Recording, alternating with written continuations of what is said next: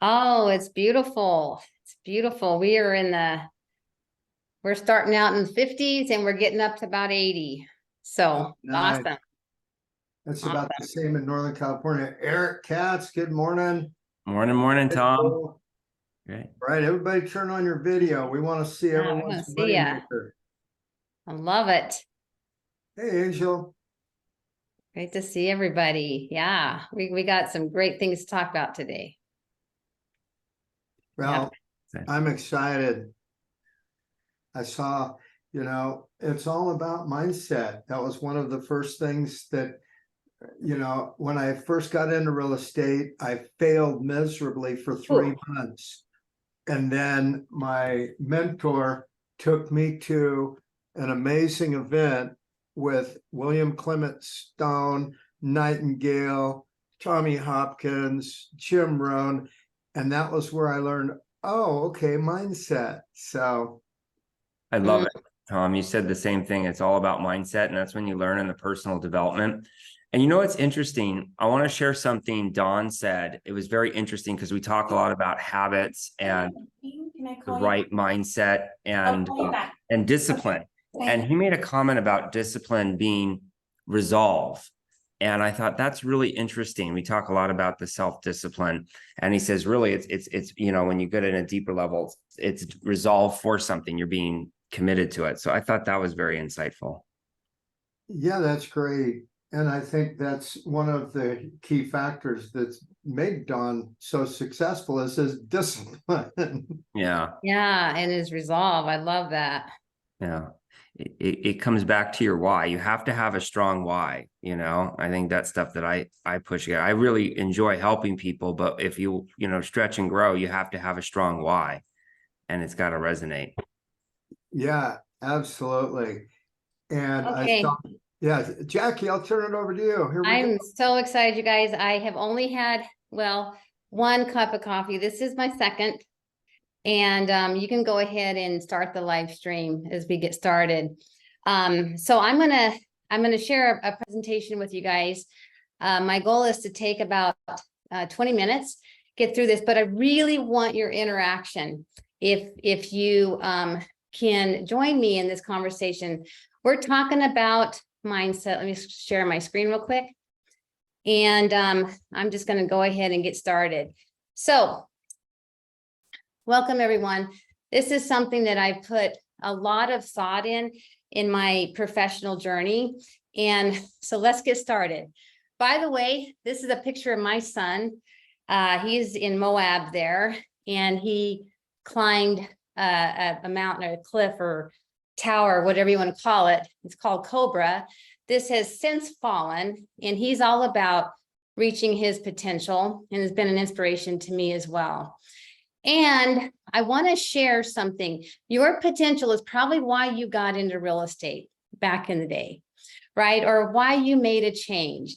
And basically, your potential is where you're expressing your greatest giftings, your biggest talents, some of your passions, and you're making an impact on others and experiencing results, right? That's where your potential is, and ultimately where you are getting the greatest fulfillment. Okay, so that's where we all want to go. We want to be there. We want to get there. And we believe, I know you believe deep down, you have potential. You have greater potential. However, there's a concept called interference. And I want you to look at this iceberg here, because the iceberg is what we typically see is on the top, but below the water is this massive chunk of ice that's truly directing how fast it goes and where it goes. And this interference, basically, I want to call your default thinking, and even perhaps a wrong mindset. So basically, your potential minus your interference equals, let me click on here, your performance. This is what's visible. This is what everybody sees. So let me ask you, just to think really quick, where's the interference for you? Where's the interference from me? And that's what we're going to chat about. So just the big idea for our few minutes together is to bring clarity around what's holding you back from your true potential so that the best version of you is always showing up. Wow. Wouldn't that be awesome? If we don't get it right, you're going to feel stuck, largely unfulfilled, and not moving closer in the direction of your dreams and your deeper ambitions. If we don't get it right, if you don't get it right, if I don't get it right, you know that you were meant for more, and yet frustrations are going to mount with a lack of progress. Also, something seems to continue to hold you back. You just raise your hand really quick if you feel like there might be something holding you back, or you see something that continues to show up. More and more time has passed. We don't get it right, and a lack of fulfillment. Ultimately, you're not any closer to living to your true potential down the road. Like, we don't want that to happen. But if we get it right, you can get a game plan, put effective steps in place, leading you towards your best self and your best life. If we get it right, with each victory, you can gain confidence with a great understanding of what's standing in your way, and gain clarity of set free from the previously embraced false beliefs. So we're going to dive here into let's get clear on the process. And I want us to just kind of pause in this slide for a while. And then this is really, really crucial that most people do not understand. So this is, you guys, I took about 2 years studying neurological. I'm not a neurological scientist. I'm not a doctor, but I studied a couple of books. One was Who Switched Off My Brain by Dr. Carolyn Leaf. She's a neurological doctor, and she's written this book, and it's a hard book to digest because she's thinking such higher level. But I really took some time to study this whole idea. But let's just think about a little boy. This is a random story, probably, you know, a little boy maybe in 2nd grade, 3rd grade, and he's out in he's out at recess, and they're playing baseball. And for the life of him, he cannot hit that ball. Like, that's true. He can't hit the ball. He's swinging. And he notices some kids out in the outfield that are actually kind of laughing at him. And maybe he hears the word loser, right? And so we can probably this all might resonate with us, because sometimes kids can be very mean. But anyway, this event happens. Now, my question to you is, what's true? The only thing true is that he can't hit the ball. Okay. What happens though is we begin to tell ourselves a story about that event. And you guys, right here is where the damage is. Let me ask you, someone unmute, tell me, what story might he tell himself? What's the conclusion he's going to draw right there? I can't do it. I can't hit the ball. Can't hit the ball. Might he say, go ahead. I'm not good enough. I'm not good enough. Yeah. And so what if this then happens repeatedly? What if this kind of idea happens to him, and the story he begins to tell himself over and over again is, I guess I'm not worth anything, right? And so then what starts to occur is a belief, a core belief begins to happen. And I'm going to pause here because you guys, I think this is so relevant to us. I know we're talking about children on a baseball field, but it's the beliefs that you begin to carry and hold on to. And remember that iceberg I showed you? That iceberg, you guys, that iceberg underneath the water is truly most of our subconscious thought. Did you know that your conscious mind falls asleep at night? But did you know your subconscious does not go to sleep? And really, almost its job is to repeat to you what you told it all day long. So it's going to repeat to you all night long what you told it all day long. So if this young man tells himself and repeats that idea over and over again, I like to equate it to a grain field. I grew up on a farm. We had 365 acres. We grew wheat. And about August, September, you guys, this is what it looked like. And I want you to think about if I was on this side of the grain field and I was on the front here and I decided to walk across this grain field, right? And if I went to the other side and I looked, I could see where I kind of trampled the wheat, right? However, what if I walked this grain field several times, over and over and over again, walked it back and forth over a year, 2 years, a decade, a couple decades, that pathway will get very predominant. You guys, that's exactly what happens neurologically.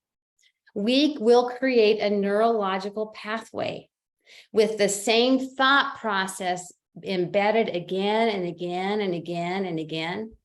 And this is a core belief.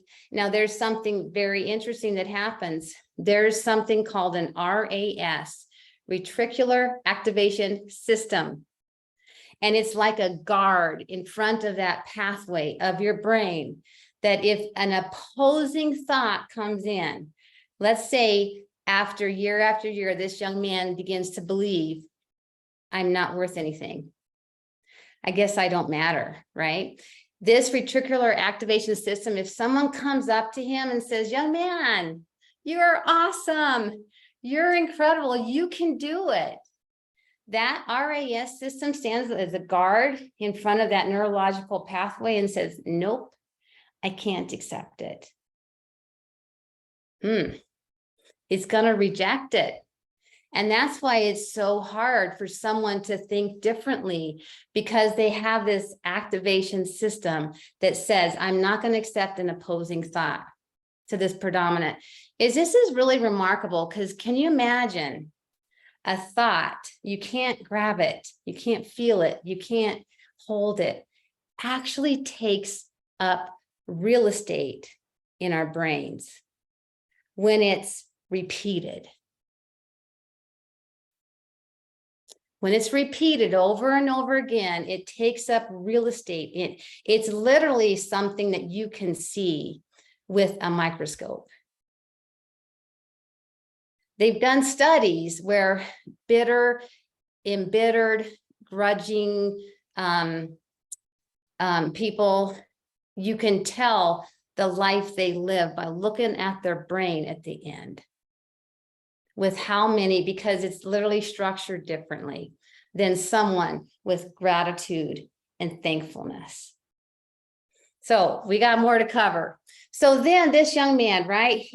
Let's say he believes I'm not really worthwhile. I'm not gonna matter too much. I'm not gonna get anywhere. And so he's in his 20s, mid-20s, and he gets a job, right? And then he doesn't like it, and then he gets fired. So your action steps will equal your beliefs. Ultimately, your action steps equal your beliefs. And then he gets results, he gets fired, and he doesn't like those results, right? So what does he do? He probably changes some actions. He might go back to college. He might try something else. Yet, the most common mistake that people make, if you don't like your results, you just change your actions. However, there's a key here, you guys.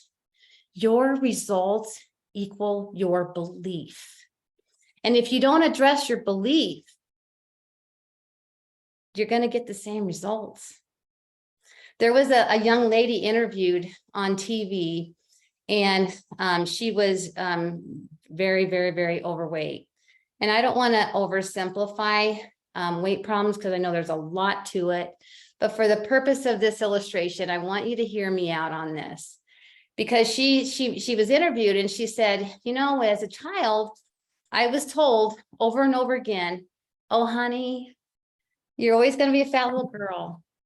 Your mom is fat, your daddy's fat, your sisters are fat, your brothers are fat, your aunts are fat, your uncle's fat, your grandparents are fat. You're just going to be a fat little girl. right?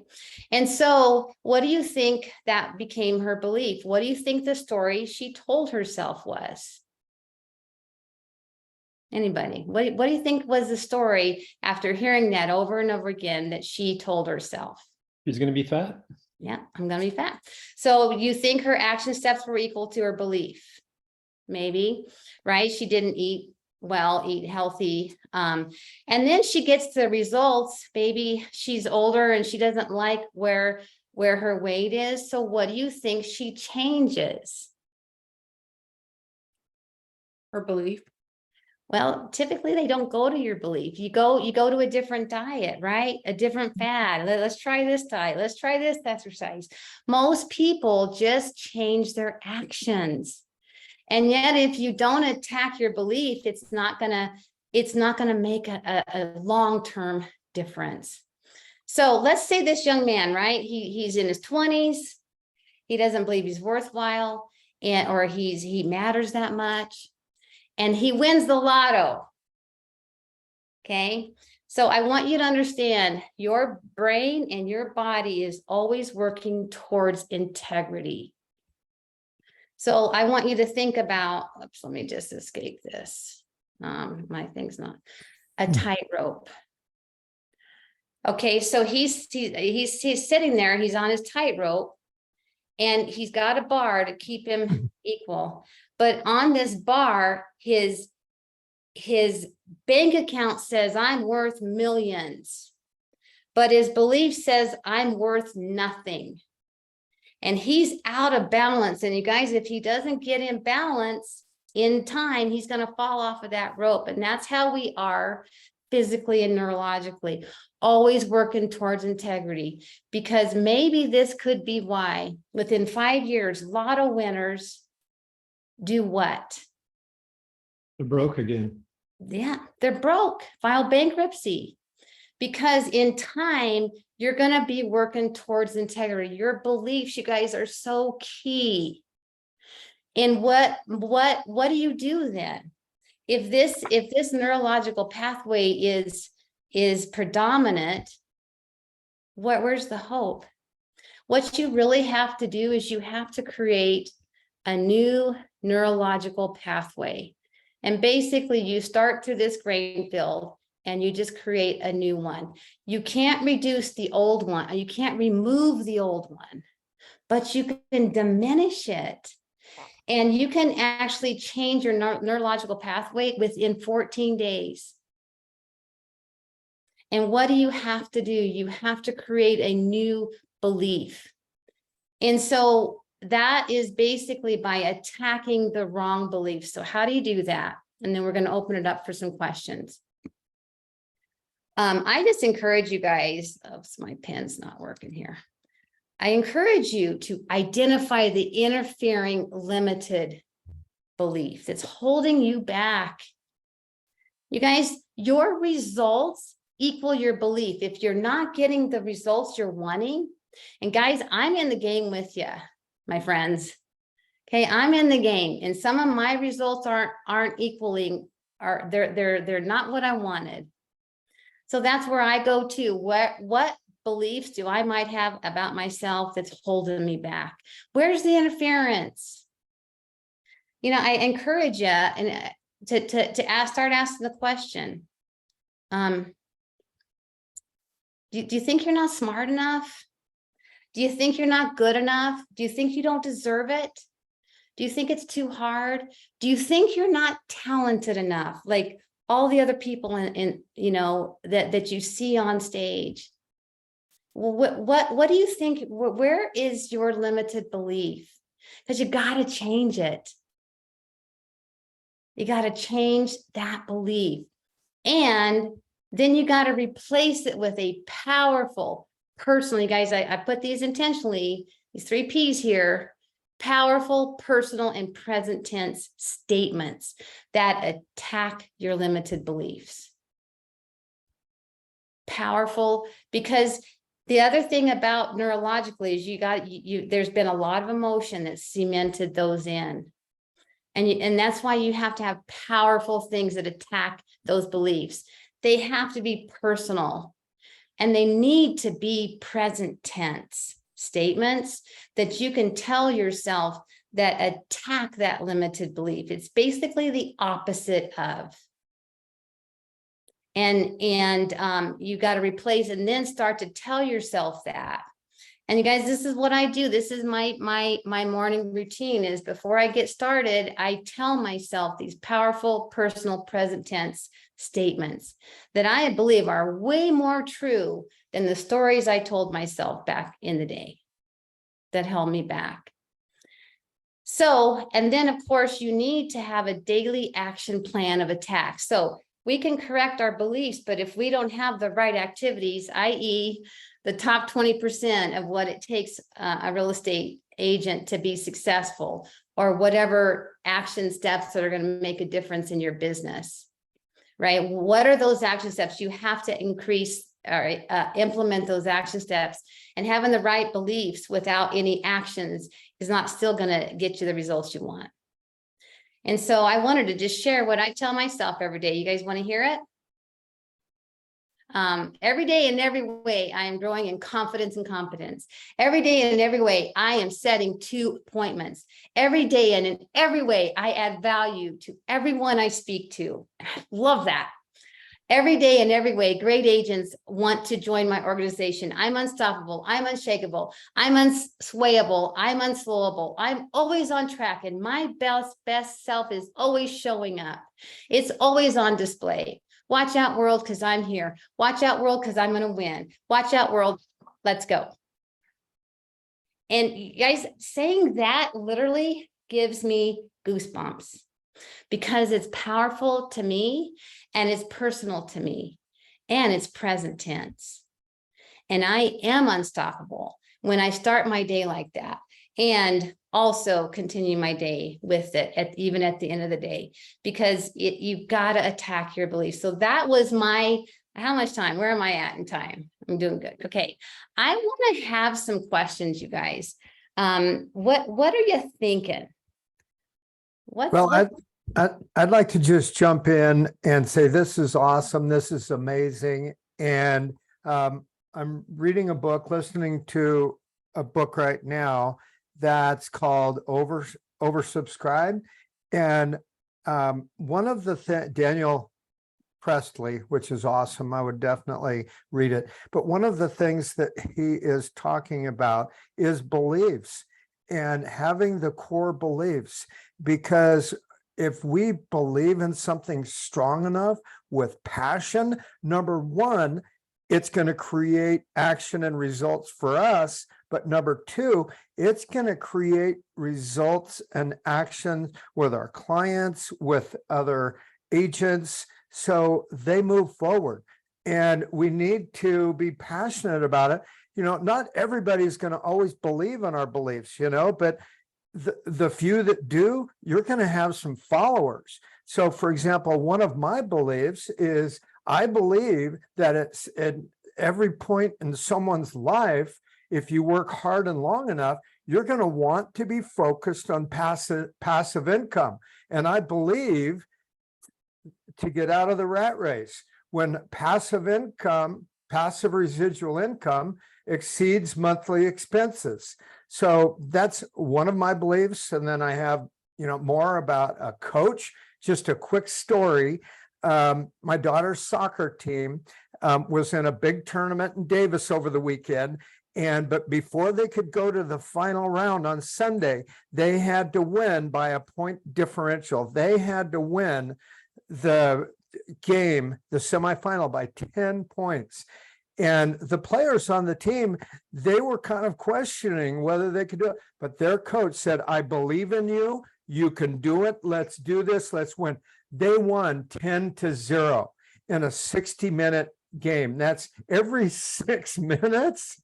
They scored a goal and they did it. So that's kind of an example. Yeah.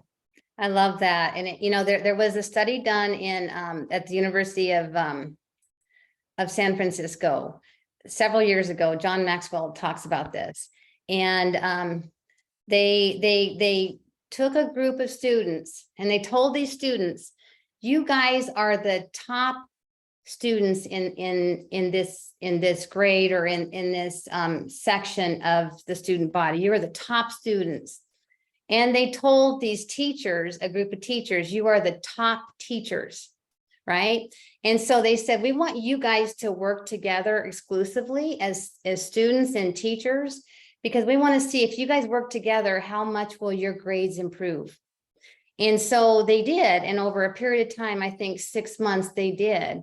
And you guys, amazingly, their grades improved, like substantially. They were all amazed until the kids, the students were told, by the way, you weren't the top tier students. And so they were like, oh, because we were with the top teachers. By the way, teachers, you weren't the top performing teachers. But what happened was they changed their belief by just telling them that.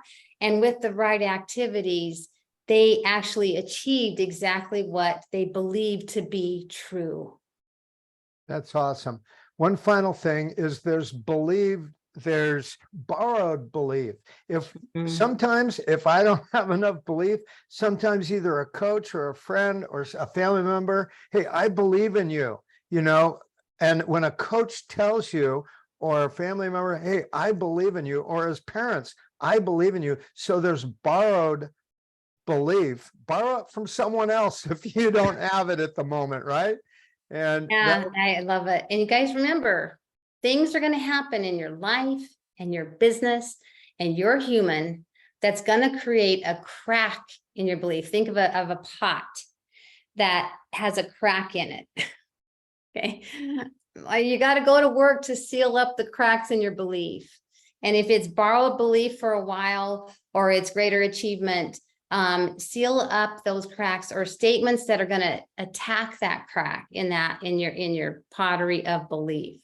And you know what's amazing, the other day I closed with a client and she was telling me something. She says, Jackie, every time I talked with you, I felt empowered. And she literally said you added value every time in every conversation. And it reminded me of what I'm telling myself every day. Every day in every way, I add value to everyone I speak to. And it is amazing when someone else literally repeats to you in those results that actually was from your power statements in the morning. Yeah. Any other questions, you guys? I wanna anything. Oh, I love what to say when you talk to yourself. Yes, I love that book. Great job. Huge book. Yes. So Jackie, to follow on Tom's statement, I have also read Oversubscribed by Daniel Presley. Strongly recommend it. Really has inspired me more than any book I've read in the last few years. And I thought about what would it look like to be oversubscribed in real estate? And I would consistently close over 50 deals a year. If I were to go back and selling today, though, I would probably set my sights on 4 transactions a month, because I feel that's about the maximum I could do and maintain really relationship-based service. Now, to be oversubscribed, what that would look like to me in my practice would be that those 4 clients that I chose to serve each month were my ideal client. Probably 3 of them were sellers, by the way. And because I would work with buyers, but I would just work with my sellers that became buyers. And what I would do is I would simply refer maybe to a small team the people that weren't my ideal match. So I would create an oversubscribed environment so that I got to work exactly with the type of person that I wanted to work with, doing exactly what I wanted to do with them, right? Which would give me energy. And so the question, and one of the things that Daniel Presley talks about is he says, every discipline that we do, we apply to LAPS, which is leads, appointments, presentations, sales. Okay, so if I want 4 sales, I've got to have some number of presentations. Maybe it's 6, maybe it's 8. And then I've got, in order to have 6 to 8 appointments, I've got to have, presentations, I've got to have so many appointments. Maybe it's 8 to 10. And in order to get 8 to 10 appointments, I've got to have so many leads. Well, how am I going to get those leads with my ideal client? Right? So that is something I would encourage everyone to think about is, what could I do to become oversubscribed in my real estate practice? Good stuff. I love it. Any other thoughts or feedback, you guys, or comments? Man, attack those limiting beliefs. You can do it. And yeah, I haven't read that book, Oversubscribe, but that I love it. I can't wait to get that book. I think it's right in line with. By the way, you can download it on Audible if you Mhm. just want the Audible version for free. Yeah, I bought the paperback as well, but it is amazing. yeah, I love it. Matthew, I know you have a powerful mindset, my friend. What are your thoughts on this? Any additional? Well, I appreciate that. Thank you for the compliment. It is something that you do have to work on. I don't know that it, comes naturally, because life throws us curveballs. Life is not easy. It's not a cakewalk. But if we realize that the tough struggles that we have and the things that are thrown our way that are a little difficult are actually gifts, if we just kind of look at them in a different way, realize that they make us stronger, right? You don't build muscle going to the gym by just looking at the weights. Like, you got to actually break the muscle down and it builds itself back up. So it's the same with the mind. Shad Helmstetter talks about in basically what you were mentioning on the cornfield there, or what have you, the wheat field, is we get into patterns. They're almost like highways, right? Like, you kind of go to the store the same way every time, right? But there's other ways to the store. And our brain is very similar, right? I think it's called neural pathways or whatever. And the more we continue to do the same thing or think the same way or say the same things, it grows stronger and stronger. It's almost like it comes from a single lane gravel road to a double lane to a 4-lane and then a freeway, right? So if we go, hey, I don't like the results that this way of thinking is going, I need to go a different route in my thinking. I need to take a different route in my thought car, if you will. And what is interesting is, over time, if you do go the new pathways and the neurological firings are in this new pathway, it actually then starts growing stronger and bigger, from single lane to double lane to 4-lane and so on. And now all of a sudden that old pathway begins to break down because it's not being used anymore, just like an old highway or an old road. Weeds grow up, cracks, and it's not really used that much anymore. But it takes work. Like you got to consciously be aware of it, and you got to, consciously decide, like, okay, I got some stinking thinking. Like, I got to make some changes here, right? If I want to get all the things that I want in life, what I've done is not going to get me, the way I've thought is probably not going to get me to what I want. I got to make some changes. Mm-hmm. And yeah, his book, and I did hear him speak one time, and that's where I really started to embrace this idea and, ask myself, where is my stinking thinking at? Because I seem to be getting the same results and I don't like it, and they keep showing up. So maybe there's something there that I need to address. So you guys, I really encourage it. If you don't like the results, what beliefs are you holding on to? And I think this has been so powerful for me, and I just wanted to encourage you today in the same vein. So thanks so much for those thoughts, Matthew. Let me share one other thing, just piggybacking on Tom. I love that Tom said, if you don't have enough belief, you can borrow someone else's. And I think that parlays really well into the aspect of, you need to be aware of who you're spending your time with, right? Because when you spend a lot of time with certain people, you're going to start thinking, talking, doing like them.